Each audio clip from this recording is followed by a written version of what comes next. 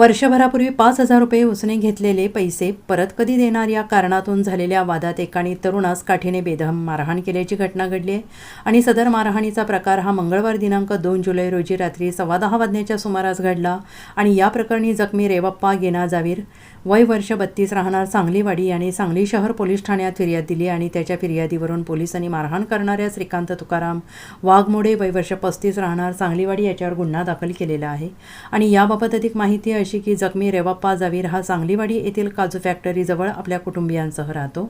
रेवप्पा याने एका वर्षापूर्वी संशयित श्रीकांत वाघमोडे याच्याकडून 5,000 रुपये घेतले होते। उसने घेतलेले पैसे परत करण्यासाठी रेवप्पा हा मंगळवार दिनांक 2 जुलै रोजी रात्री 10:15 वाजण्याच्या सुमारास वाघमोडे यांच्याकडे नाक्याजवळ गेला होता आणि त्यावेळी दोघांमध्ये पैशांच्या देवाणघेवाणीतून वादावादी सुरू झाली होती। संशयित वाघमोडे शिवीगाळ करत असताना रेवप्पा याने तुझे पैसे मी देणार आहे असं म्हणाला। यावेळी वाघमोडे यांनी त्याच्याजवळ असणाऱ्या काठीने बेदम मारहाण करून रेवप्पाला जखमी केलं।